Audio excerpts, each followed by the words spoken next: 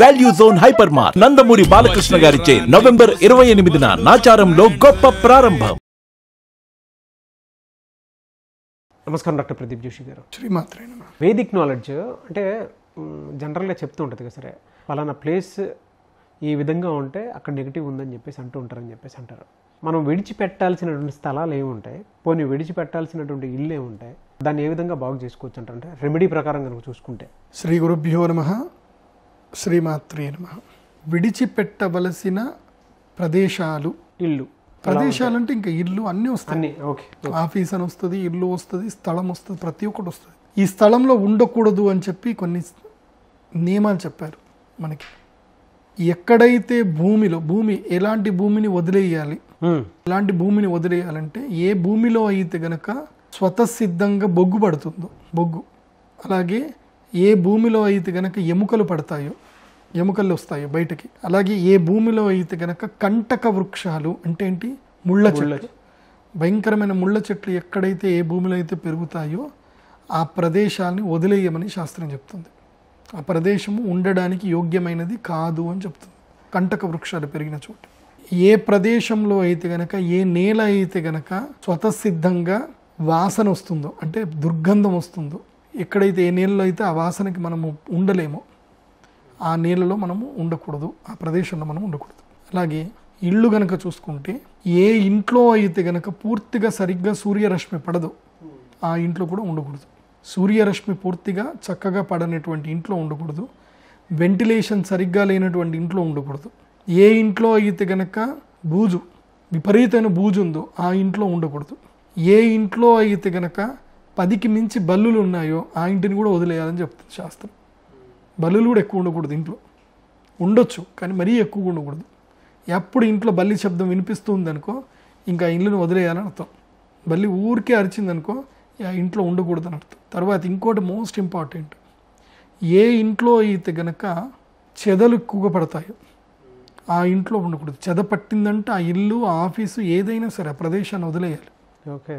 చెదకి ఉన్న సంస్కృతంలో ఉన్న పేరు ఏంటంటే వీటిని ఏకస్మృతి జీవులు అంటారు.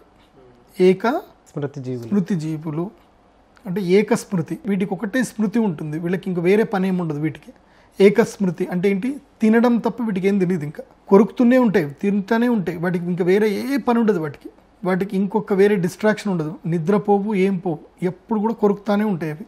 వాటికి డ్యూయల్ ఇది ఉంటుందన్నమాట లోపల.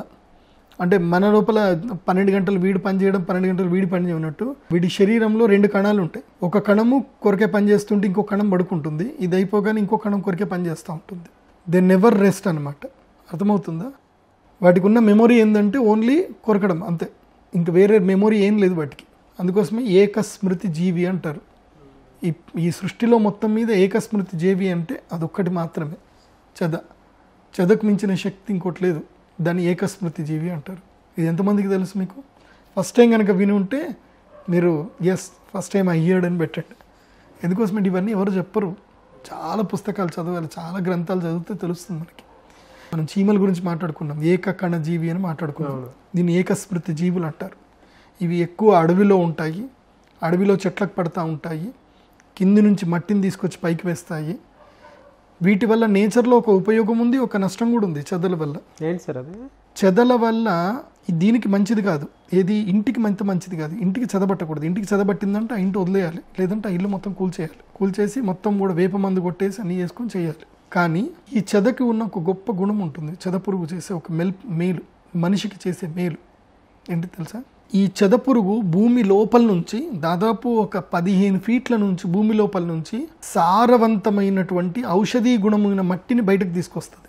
దానికి ఆ గుణం ఉంది. ఎప్పుడైనా చెట్టుకి చెదలు పట్టినప్పుడు నువ్వు చూడు, మట్టి మొత్తం కూడా పైన కప్పుకుంటుంది. అది దానికి ఎండబడదు, ఎండ వస్తే చచ్చిపోతుంది. అది ఎండబడకుండా ఏం చేస్తుంది అంటే మట్టిని మొత్తం కప్పుకుంటుంది. కప్పుకొని ఎంత ఇంజనీరింగ్ టెక్నాలజీ తెలుసా వాటిది, సూపర్ కట్టుకుంటాయి వాటి మట్టిని. మంచిగా కన్స్ట్రక్షన్, నీట్గా కన్స్ట్రక్షన్ చేసుకొని ఒక గుహలాగా తయారు చేసుకొని ఆ చెట్టును మొత్తం కొరికేస్తూ ఉంటాయి. మీరు ఎప్పుడైనా అబ్జర్వ్ చేశారా చెట్టుని ఎప్పుడైనా చెట్టుకి చెదలు ఎట్లా పడితే ఒకసారి చూడండి.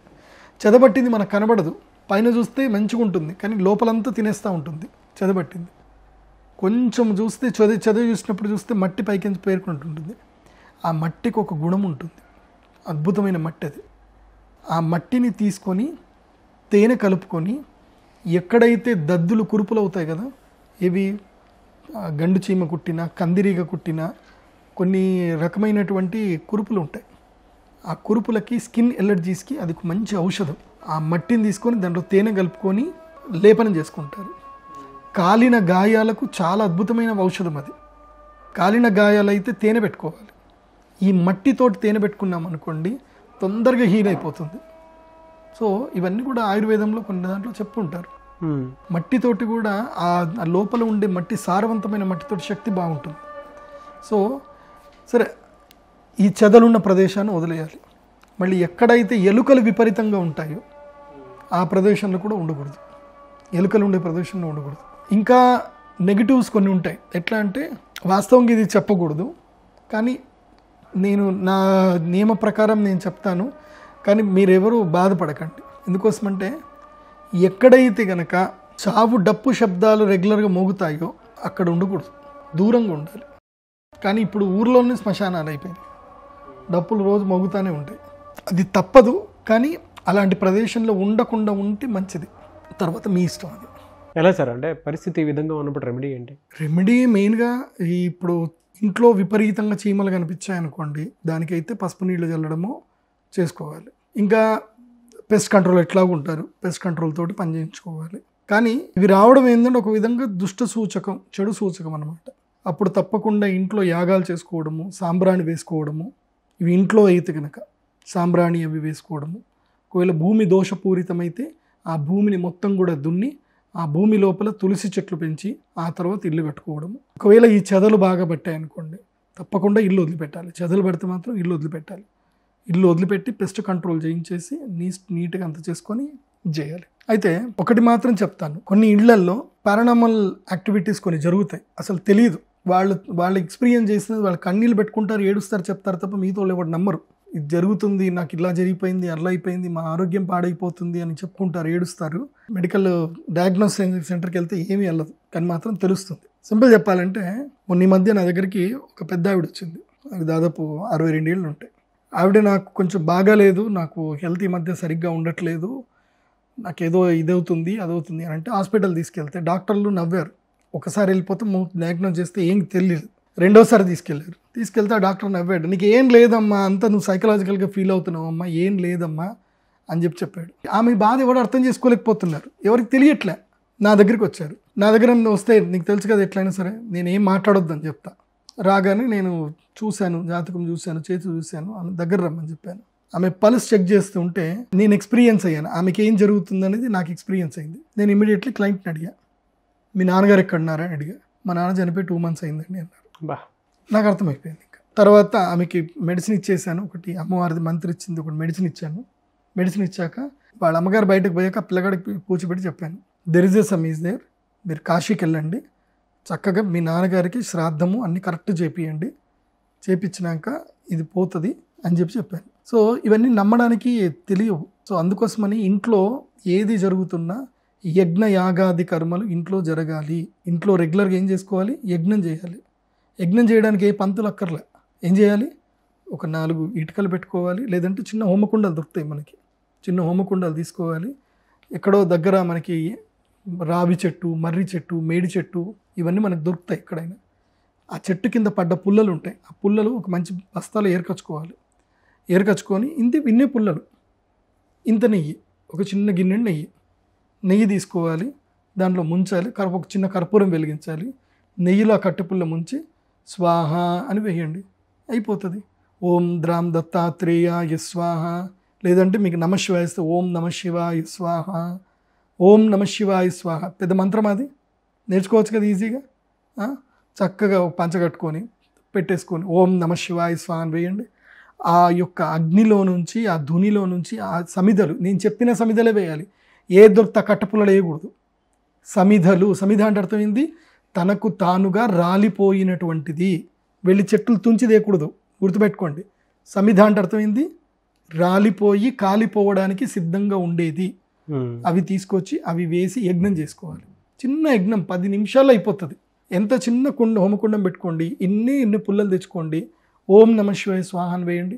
ఆ అగ్ని తేజస్సుకి మీ ఆరా ప్యూర్ అవుతుంది, మీ ఇంటి లోపల కూడా మంచి ఎనర్జీస్ వస్తాయి. ఆవు పిడక ఉంటుంది, ఒక ఆవు పిడక తీసుకోండి, ఆవు పిడక మీద కర్పూరం వెలిగించండి, వెలిగించి ఆవు పిడక మీద నెయ్యి వేస్తా పోండి, పిడక చక్కగా వెలుగుతుంది. ఆ వాసనతోటి ఇల్లంతా మంచి ఎరిగిపోతుంది, ఏ అరిష్టాలన్నీ పోతాయి. ఇది మనకి యాన్సిస్టర్స్ మన పూర్వీకులు చెప్పిన మంచి రెమెడీస్. ఇంకోటి భయంకరమైనది ఉంటుంది, దీన్ని అష్టదిగ్బంధనం అంటారు. అది మీకు చెప్తాను. నల్ల ఉప్పుతో చేసేది ఒక క్రియ ఉంటుంది, అది చేసుకుంటేనే ఇంటికి క్షేమంగా ఉంటుంది. ఎందుకోసం అంటే ఎంతోమంది ఎన్నో బాధలతో నా దగ్గరికి వస్తారు, నేను ఇట్లాంటి కేసులు నేను హ్యాండిల్ చేయనని చెప్పేస్తాను వాళ్ళకి. అందుకోసం మీకు రెమెడీస్ ఇక్కడనే చెప్తాను, ఈ రెమెడీస్ మీరు చక్కగా ఫాలో చేసుకోండి. ఎవరి దగ్గరికి వెళ్ళకండి, నా దగ్గరికి కూడా రావద్దు ప్రాబ్లమ్స్ ఉన్నాయని చెప్పి. Thank you sir, thank you so much doctor Pradeep Joshi గారు. శ్రీమాత్రే.